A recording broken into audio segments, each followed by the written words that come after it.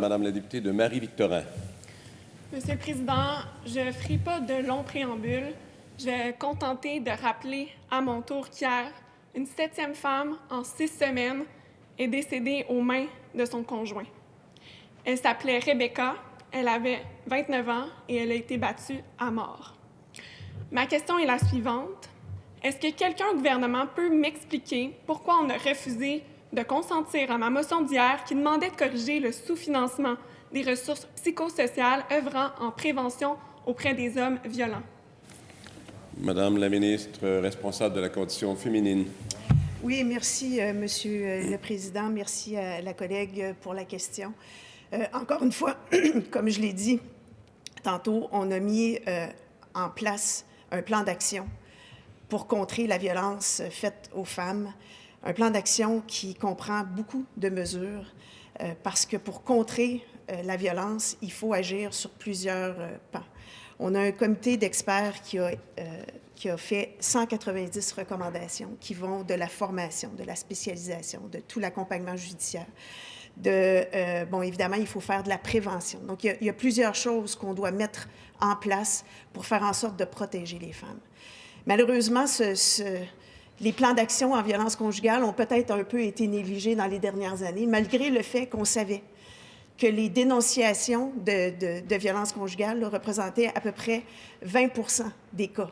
Donc, il y avait 80 % au moins de cas de violences conjugales qui n'étaient pas dénoncés, qui n'étaient pas traités ou on n'a pas accordé de financement. Alors, nous, on agit, on met des mesures en place pour faire en sorte de contrer ce fléau et on n'arrêtera pas. Merci, Monsieur le Président. Première complémentaire, Madame la députée de Marie-Victorin. Monsieur le Président, j'entends la ministre, mais toujours pas l'ombre d'une réponse pour motiver le refus. Hier, pourtant, dans le Journal de Montréal, on apprenait que les délais pour avoir accès aux services avaient doublé dans beaucoup d'organismes. C'est le cas notamment chez Entraide pour hommes à Longueuil, qui doit ouvrir des listes d'attente qui vont jusqu'à plusieurs semaines. La ministre peut-elle nous confirmer que ce sous-financement va être corrigé dans le budget déposé demain? Madame la ministre responsable de la condition féminine. Encore une fois, beaucoup de mesures qui touchent beaucoup d'aspects. Il y a d'ailleurs dans le plan d'action un rehaussement du financement pour aider les organismes qui viennent en aide aux conjoints violents. Encore une fois, il y a beaucoup de choses sur lesquelles on doit travailler. Il y a des besoins immenses à tous les plans. On y travaille, on va continuer. On travaille avec les différents collègues, que ce soit à la sécurité publique, que ce soit à la santé, que ce soit à la famille, à l'éducation, parce qu'il faut changer les cultures. Donc, il y a beaucoup de choses sur lesquelles on doit travailler. 190 recommandations d'une part, 28 pour agir pour sauver des vies. Alors, on continue le travail, on ne lâchera pas. Deuxième complémentaire, Madame la députée de Marie-Victorin. Monsieur le Président, j'ai du mal à m'expliquer pourquoi le gouvernement ne veut pas s'engager. Pourtant, les groupes qui travaillent à responsabiliser les hommes violents nous le disent. Quand un homme lève la main pour demander de l'aide, c'est immédiatement qu'il faut lui en offrir, sans quoi on risque de l'échapper. Il y a aussi énormément de prévention à faire dans les écoles à un âge qui est critique, mais encore une fois, faute de ressources, les intervenants ne peuvent pas fournir. Je me demande si le gouvernement réalise réellement l'ampleur de la situation. Madame la ministre responsable de la condition féminine.